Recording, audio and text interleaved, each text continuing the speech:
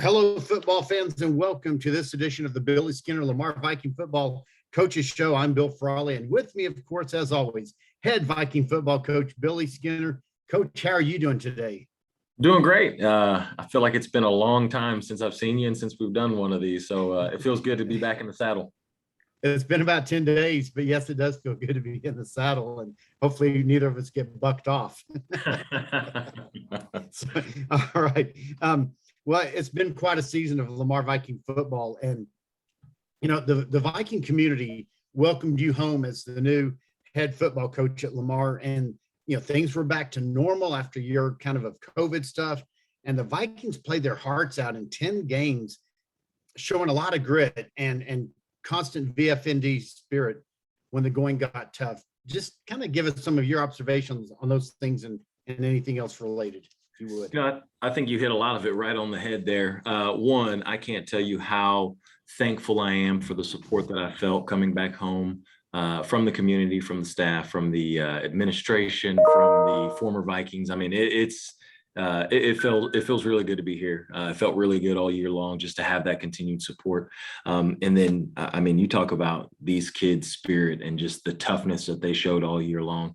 They didn't accept excuses. They didn't make excuses. They just freaking played hard. And so I think we can take that foundation that those guys laid and build on that and moving forward. So I'm just extremely proud of the grit that this team showed and so proud of the effort that they played with, regardless of anything going on outside of our control, anything going on outside of our building. They stayed true to who they were. And I'm very proud about that.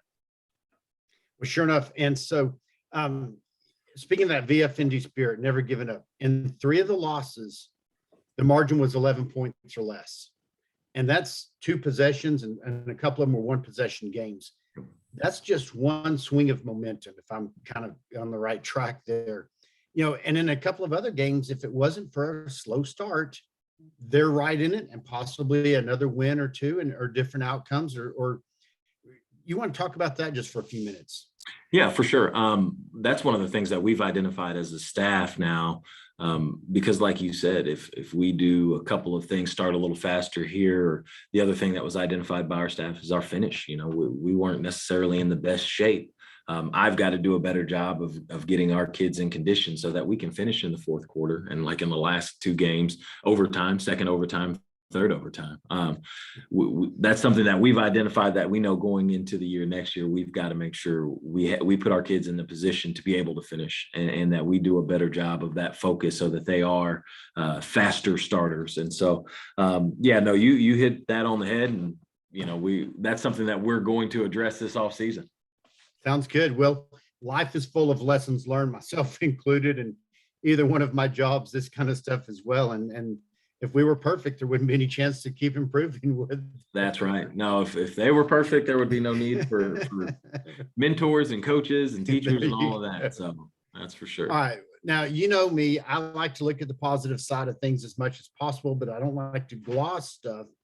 But I want to run through our opponents just for a second here, if that's okay, and get some response from you. The Vikings had a very challenging schedule, and you and your predecessors have done a great job of arranging pre-district games against top-notch teams to be prepared for what the district play and playoffs will be like. I want to look at this. All 3 of our non-district opponents went to the playoffs. And then, of course, 3 of our other, district opponents went to the playoffs. It's just simple math. But if you look at this, in the first round of all this, Trinity beat Keller 46-20. Louisville beat McKinney Boyd 27-17. Prosper beat Flower Mound Marcus 28-21. Martin beat Irving Nimitz 35-20. Grand Prairie beat Richardson Berkner 29-22. The only one of our opponents that went to the playoffs that didn't win in the first round was Arlington, who lost to a 10-1 Dallas Jesuit. Side commentary, they don't have a boundary, so they can get players from wherever. Right. That says an amazing thing about the quality of our opponents and something about, especially those close losses. Am I off target mentioning that kind of stuff? No, that's something that me and a couple of guys on staff talked about. We looked at our schedule, and if you include our 2 scrimmages, 10, 10 of the teams that we faced were in the playoffs, and 8 of those won their first round game. I mean, we know we played a really, I don't want to say difficult. We played a challenging schedule. Yeah. The flip side of that is you look at some of those teams, and like you said, we stood up and went toe to toe with quote unquote smaller kids. I mean, our kids, again, don't make excuses, don't look for a reason to weasel out. They just wanted to answer the call. And so, no, it was definitely a challenging schedule. And when you look at it on paper like that, it's I think it's even more of a testament to the things that our kids did well this year, and the fact that they did continue to fight all year long. Definitely. So, well, okay. What are some of your favorite highlights or just memories of the season?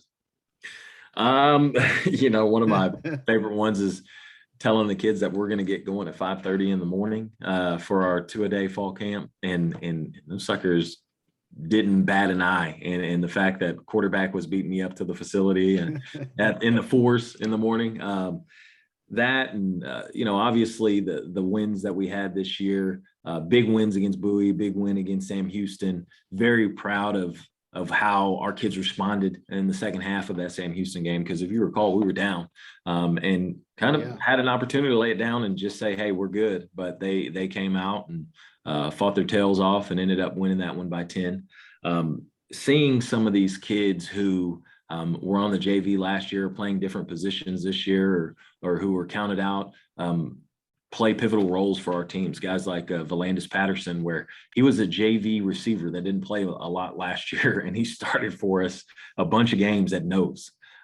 Kids like that, a kid like Jalen McCoy, who actually started the year off and struggled a little bit, and he was challenged. He was challenged by me, and instead of quitting and folding, that kid rose to the occasion. He ended up being our leading receiver in yards and catches. Seeing those kind of things, being 98% passing that first 6 weeks on our varsity, being 100% passing the second 6 weeks of our varsity. So, there's a lot of highlights. And if I go over all of them, I mean, we'll be here for 2 hours. So there were a lot of positives, and I'm so stinking proud of all these kids, and so stinking proud to be their coach. Well, that's great. I've got a couple of memories that are fun. Of course, the wins, seeing people like, and again, I almost hesitate to mention names because there's so many, but, players like Peyton Kelly, born in the backfield at times, being a headhunter with the sacks, Deshaun Wells, the belly block of the punt, Parker Schutte on the 4th down, direct snap and running for it. But there's other things. Jay Brown and Amarian Fox came up and helped in the booth on a Thursday night one night, and so polite. And I know they're not the only ones that are polite and fine young men. And that goes back to, Coach, what you and the other coaches are doing, instilling life lessons in addition to what happens on the field. So one more kind of shout out to you guys. And there's evidence, not just on the field, not just on the campus, but throughout of how y'all are being successful with that. Well, I appreciate that. And, that's what we're most passionate about. And I think that, if we keep doing a good job with that, the fruit will bear when it comes to wins and losses one day. But, we're solely focused on developing those young men. Definitely so. Well, speaking of developing young men, would you please let the listeners know a little bit about what the graduating seniors are doing for the rest of the school year? And for instance, if you have talked previously about working with them on preparing for college and scholarship applications and so on. So the first thing that we do with those guys, we bring them into the room and we find out who wants to go play college football. And we put them through kind of a recruiting 101 seminar. And that's what they're working really, really hard on right now, is getting messages sent to colleges. They're putting together their highlight tapes. I had one kid show me his phone today, and in his outgoing messages on Twitter, I think he messaged close to 55 coaches. I mean, just getting, and he's starting to get a positive response back from those guys. So for those that want to go play college football, we're making a big push of getting those guys in front of the coaches, trying to make sure that they get down on visits and things like that. But then we have another probably 50-60% of our kids that just want to go and be a college student. And so we brought in Victoria Post, who runs our Go Center, and she's talking about FAFSA. She's talking about Apply Texas.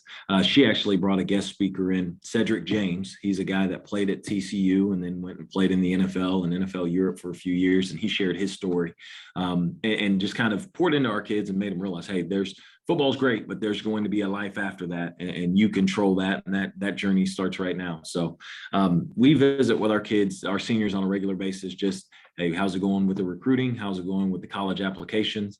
You just shouted out Jay Brown. I'm going to do it too.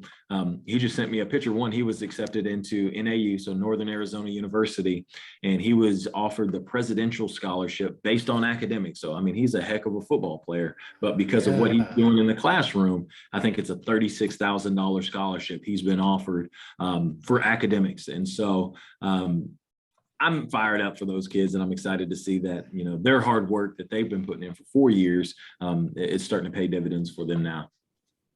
Definitely so. Well, and thanks for sharing those good news things, and the fact that you're bringing in guest speakers and people that can really help out and talk about life beyond high school, beyond college, beyond football overall. So that's, again, very admirable. As we've talked about in previous shows, and we kind of mentioned already, but there's a lot of talent and drive among players at the JV and freshman team levels already at the Viking program. What are they doing through the remainder of this semester, and what will they be doing in the spring semester? We are making the sausage right now, which I alluded to before the show. So, we're kind of tearing it down to the studs. We want our kids to really appreciate everything that they get here. I want them to understand that anything you get in your life, you earn. And so part of our off-season program will be a boot camp when we come back. They already have lost access to their lockers. They no longer have lockers. And we want to make it very tough. We want to make it very hard on them, because I know when they do beat this boot camp, when they do get out of boot camp and they do start earning their things back, they're going to appreciate those things, and it's going to go a long way for the discipline part. It's going to help us start faster next year. It's going to help us finish stronger next year. So we're going through that process, the daily grind of off season. This is the part where a lot of people don't talk about and a lot of people don't see, but this is where you go and you play in December. That starts with the work you're putting in your off season.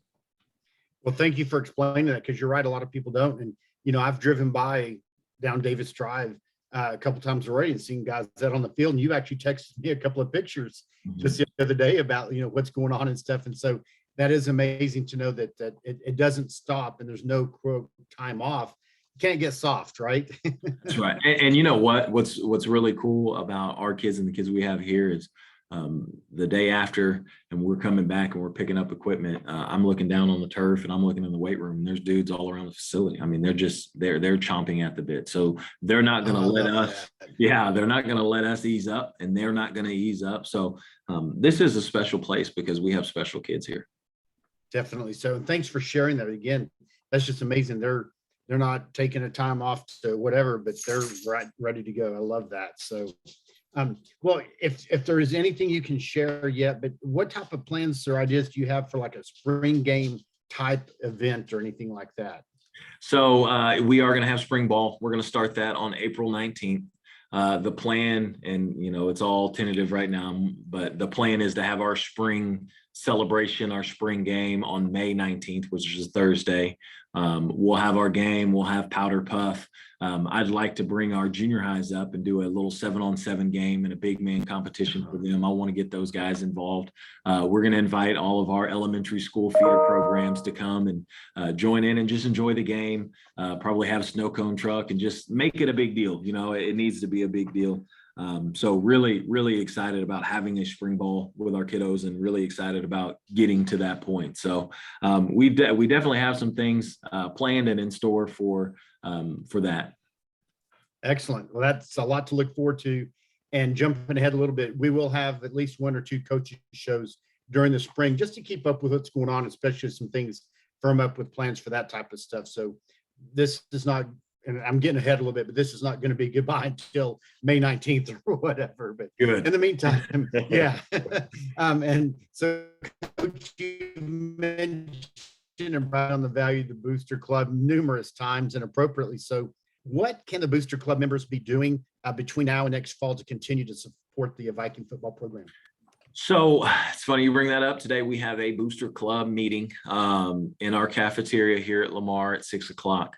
And we're just going to start kind of getting interest of incoming ninth graders, of parents that we have here, because we want to get as many people involved as possible. We've got a fantastic Booster Club right now, and it's a group of people that give a ton of time. And, you know, one of the things we want to get to our parents is that I don't need a few to do a bunch. I need a bunch to do a little. And so anything that our parents and former Viking, whoever wants to come and be a part of our Booster Club, anything that they can do, whether it's Gatorades, whether it's, hey, I'll volunteer to run or come help with concessions on a JV football night.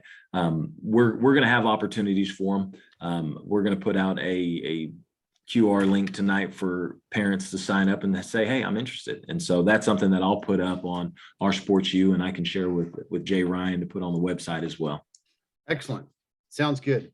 All right. At the risk of anything being repetitious, what we talked about already so far today, but I really like the WTD, the Win the Day program. And I've heard a lot of people talking positively about it at the stadium, literally off site too. How does that carry on now that the season is over? It carries on even stronger. I mean, because this is, again, just like playing in the playoffs and trying to make that state title run. All of that happens now in this off season. And so now's the time for us to really drive home, Win the Day, because there are no games for us to go out and play. You double down on your daily focus on that process driven approach to just dominating your day. And so we're in the process of trying to win Wednesday. So gotcha. Good. All right. Well, I'm glad to know that doesn't stop. So that's really good. And I got to tell you, Coach, I have used that in my own life sometimes here since you introduced it back whenever it was in the fall or even before.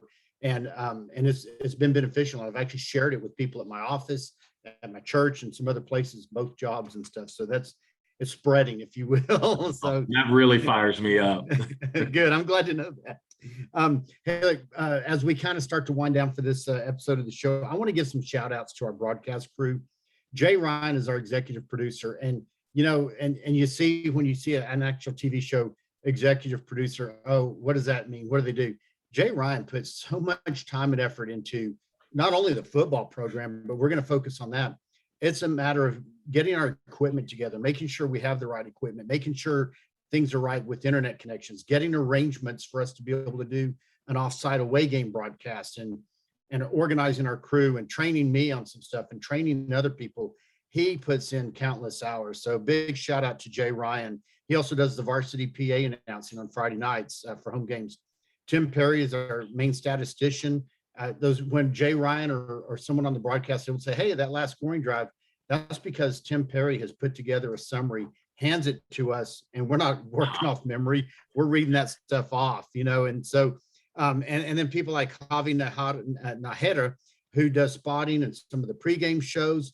Again, when we say the tackle was by number 17, sometimes I have binos on, but a lot of times I'm being whispered or fed or pointed. That's who did that. It takes a crew to do all this. And then Steve Langford has done spotting and stats, color commentary on broadcast. Richie Sherrod, pregame shows, spotting, color commentary. It goes on. So it takes a crew, and there's a lot of people. Darren Redmond is another person who's come in and helped out at times this season. And then all these guys have helped out on Thursday nights for varsity, JV and freshman games, announcing, spotting, and all that stuff. And so just want to give a shout out and let people know it's not as easy as it looks, but it is a lot of fun. And I can't tell you how much I appreciate you and each and every one of those guys, because this is a special place. And the fact that you guys are putting so much into it to share what's going on here and to share about our kids, like that's incredible. So, I mean, hats off to you, hats off to that team for all of the work that they do for us. Well, thank you very much. And of course, I enjoy doing these shows with you. We're going to have to just get together on Zoom once in a while, even if it's not a football coach's show. Coach Absolutely. No, you better believe it. All right. So my last question is there any update on a football banquet activity? Yes, so we've actually got the date scheduled. I just sent out the save the date on our Sports U, but we'll have our banquet. It's the varsity football banquet on January 13th, and that'll be from 6 to 8 at the Arlington Professional Development Center off of Arbrook. So I feel really good that that's the correct answer. Timing is everything. That's right. That's right. All right. All right. Well, Coach, do you have anything else to add before we sign off for this show? So I talked a little bit about our parent meeting tonight. It's going to start with Booster Club, but then we're going to actually have recruiting 101 for grades 9 to 12. And that way parents can come kind of hear where they should be in the process, what they need to be focusing on with their kiddos. We'll bring Victoria Post in, and she's going to kind of introduce herself and talk about what she does on campus. And then our recruiting coordinator is going to give that presentation and then answer whatever questions our parents have about recruiting. So very excited to share that with them. Very excited to get that going. Basketball, soccer, golf, all of those sports are going on or right around the corner. Wrestling's getting ready to get started. So any chance Viking Nation has an opportunity to get out and support our Vikes, I'd love to see as many people there as possible. It's an exciting time. I know football is over, but it's an exciting time because we've got a bunch of sports going on. So I want to make sure we get as many of our Vikes here in the seats as possible.